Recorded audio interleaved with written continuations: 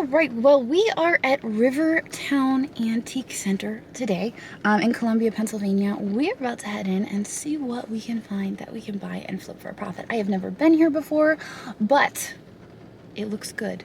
It looks promising. It looks like a really cool building. So let's head in. Here we go.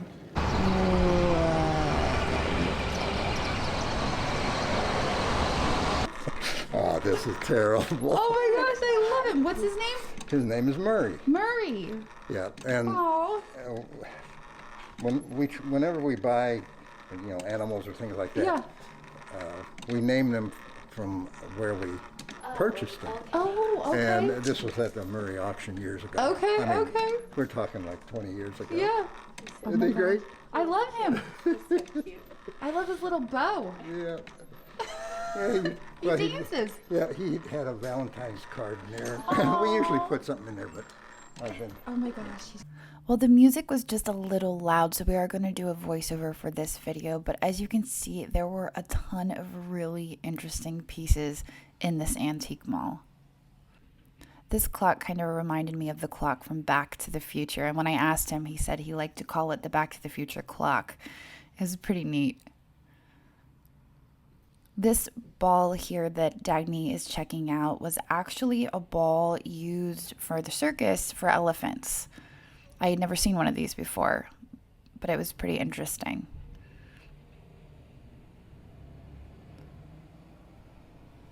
And this little pig pull toy was also really neat. So there was just a lot of really cool things to look at and experience here at this antique mall, including a lot of vintage and antique signage, which I found to be very interesting. Not something I could really ship, but it was really fun to look at.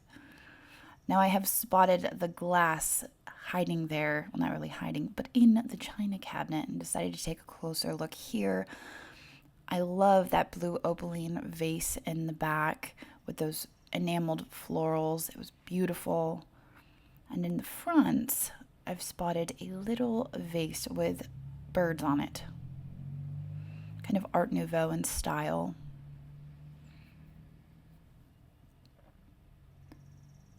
Dagny was admiring this covered butter dish, and that's for very, very fancy butter. I don't think I have butter that fancy because mine comes out of a little plastic container from the fridge. Now I've spotted this piece here in the case, and I believe that this is Murano Latticino.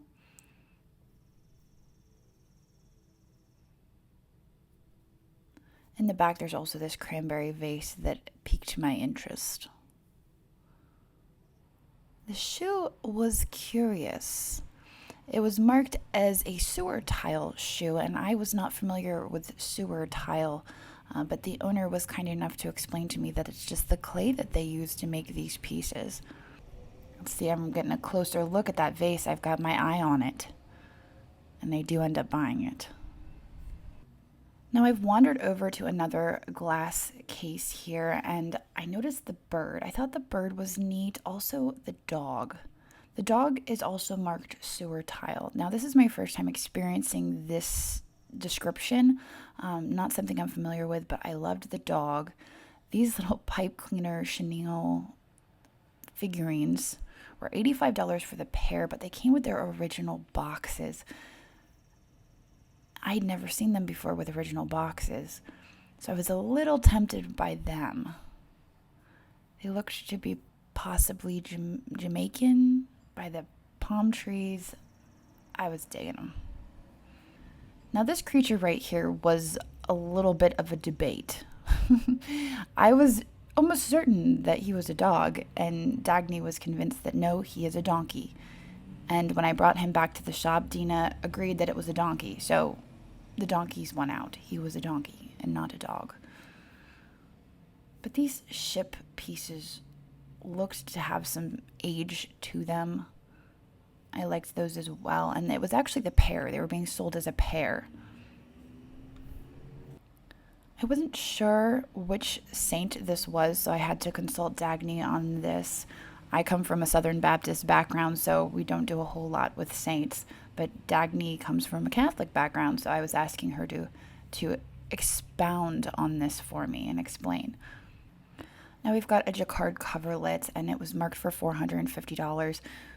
The reason I'm showing this is because we found a Jacquard Coverlet recently, and I think we only paid $40 for it. So that's about what they go for. They go in the hundreds. So that was really, really pretty cool. And now I've found the pin, and it is 14 karat gold. I don't buy a whole lot of gold to resell, but recently I have been absolutely obsessed with tanzanite. We had a friend come to Easter at my parents' house, and she had the most beautiful tanzanite rings on her hands, and I had never seen tanzanite before, so I asked her, "What is that stone?" And she told me it was tanzanite. And so I've been obsessed with it recently. And so I spotted this stone in this pin, and I knew right away that is the tanzanite, and I must have it. So I purchased this pin for resale. My understanding is that tanzanite is pretty desirable. So the pin was $95. It was 14 karat gold. I also purchased that latticino piece and also the cranberry vase there. Of course, I got the donkey/dog and the actual dog, which, again, sewer tile, which I'm going to have to do a little research on this because this is curious to me. The trucks are very loud today. I don't know why. It's a loud truck day. You guys are just going to have to deal with it. And also, my camera is not cooperating. I really did like that little pooch, though. There we go. I'm trying again. Here we go. Let's get it to focus. Focus. Oh, there we go. Look at those eyeballs. I think I messed with the settings on my camera to give you guys a better look at it. Let's go back to the tanzanite, too. There we go. Look at the latticino. And I had not noticed it had the applied florals on there. The tanzanite, you got a better view of it there. It has the little seed pearls. Now we've discovered all of the tins, and Dagny is pointing out this cafe hag, which is really interesting. The reason I'm searching this booth is because Andrew does collect stuff from A&P. His dad worked for A&P for, I think, 30 years, if not more. And when A&P finally went under, he had a lot of the pieces from their museum. So they collect A&P pieces. And so I'm kind of searching now for the A&P. We've made our way to the second floor, and I've spotted this amazing flow blue set. They have $795 on it, which I'm sure is worth every penny, especially with that beautiful, beautiful platter there.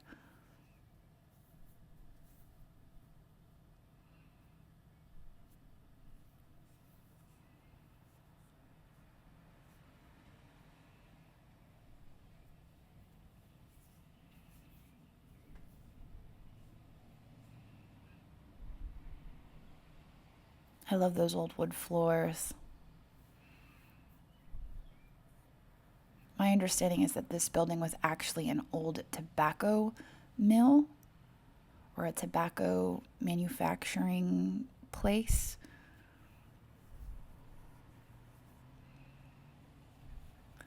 Look at all the glass. It's so pretty. I was very tempted on the glass, but it was right at a price point where I felt like I could make some profit, but the profit margin wasn't very high.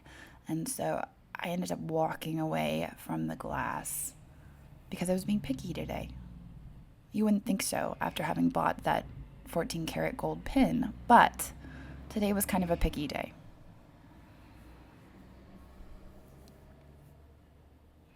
These were beautiful, and this set was tempting. The only drawback was that the stopper was missing off of the bottle. I thought that this was Jorn Windblad, and it was not. I can't remember who made this. I'm having a moment, but I recognized it right away. I loved it, and I just didn't see a whole lot of profit to be made, unfortunately. This was a Fenton Celeste, which is kind of a stretch glass. It's a little bit iridized, but not carnival level. I've got some Perrier-ware. And I wanted to point this out to all of you because I love the way that they did the repair on this. And you can see that the vendor actually has a write-up there on how they do the repairs. they used staples, which was very fascinating. And you can see the staples there. That's a very old repair.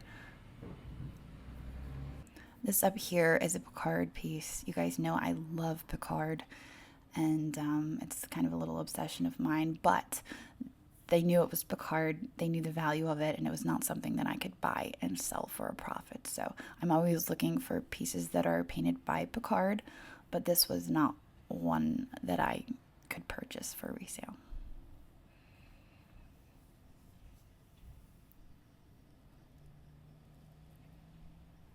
Look who we have here. It's good old Derby Dan. We're seeing him a lot lately. He's just popping up all over the place. He is Faltzgraf. They have $3.95 on him. I think ours sold for under $100. You can see this bunny was just so adorable. It kind of reminded me of a velveteen rabbit. I'm not sure if that's what it was, but he was just so cute. And I imagine that he was someone's companion, some small person's companion for a number of years. Rose medallion there. It's a nice rose medallion piece.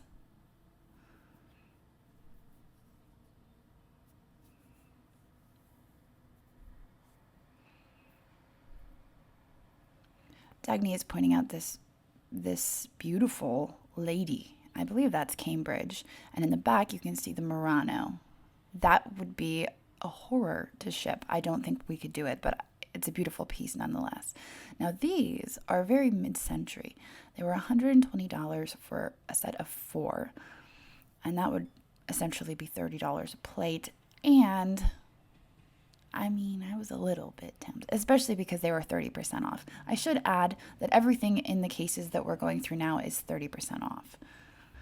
We've got Van Briggle here. I love the glaze.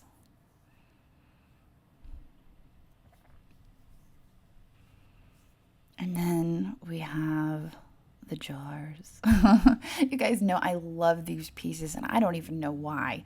I think that they're so scary that they're endearing, and I love their faces. I love their expressions, and I think that they're kind of fun. The one that I was interested in, of course, is the scariest one. The one there that has the horns. I found him to be the most interesting. But I wasn't really ready to drop a ton of money today. I may be back for that. And so we moved from the ugly jugs to the fine German porcelain and the Japanese porcelain. There were some really nice pieces in here. I love that Moriage candlestick in the center. I thought that was a really nice piece. And also this guy. This caught my eye, and I absolutely loved it. I thought the rabbits, the little bisque baby, the contrast of the bisque with the glossy porcelain, it was amazing. But it was $225, and I just didn't see room for profit in that. Had I found it at a thrift store, I would have been all over that. But there just wasn't enough room for me. But we could still admire it. It was a nice piece. I loved the rabbits.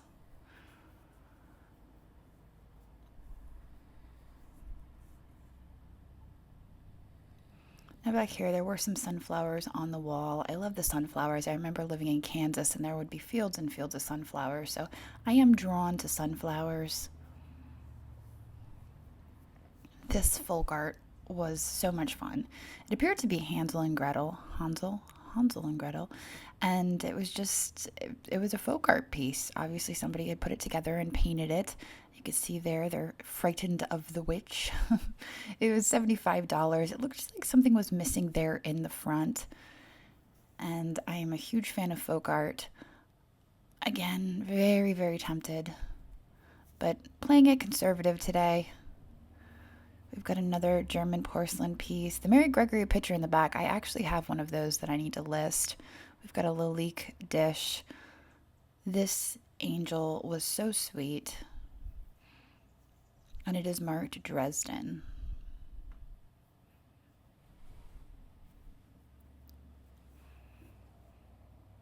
They had it for $125, and I can't remember if there was a discount on that or not. Now the glass, of course, I was like, whoa, look at that glass. It was amazing. It was cranberry art glass, and it had this beautiful iridescent swirl to it. It was definitely a stunner. and then the mid-century booth. And I love mid-century decor. That's kind of where I tend to lean.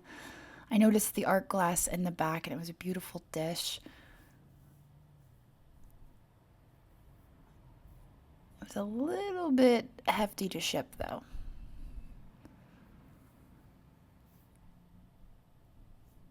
The fireplace was so cool. I mean, that is amazing. It is a statement piece for sure. I think they had 700 and something on it, but it was 20% off. You would definitely have to style an entire room around just that fireplace mantle.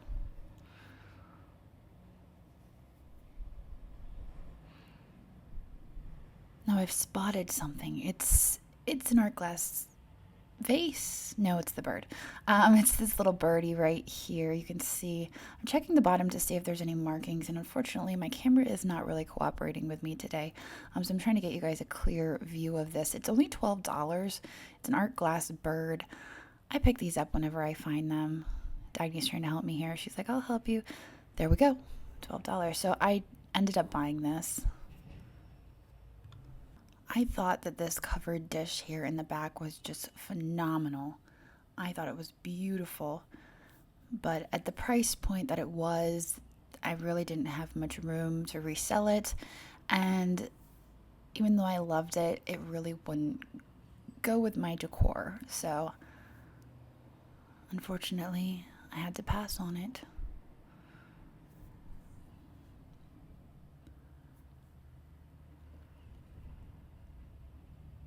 That back there looks to be a cameo piece, and I don't know if I saw a signature on it or not. This art glass piece was $39. I believe there was somewhat of a discount on this, but I loved how dainty and thin the glass was, and I believe that it was signed. I can't remember what it was signed, but it was signed, and it was just a really nice piece of glass. And check this out. So this is on the second floor of this antique mall. It is a diner. I mean, it's not a functional diner, but it's a really cool diner. Apparently, they've had offers from movie crews or movie production companies to purchase that diner setup, and they have turned them down, but it was just really amazing.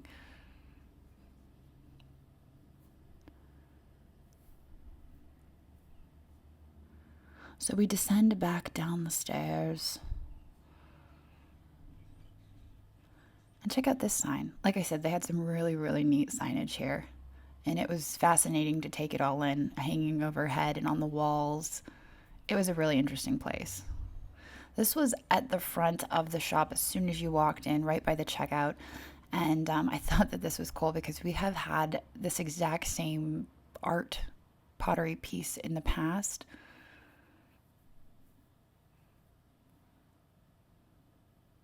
And there you have it. So this was our visit to Rivertown Antiques, and it was a pretty unique experience.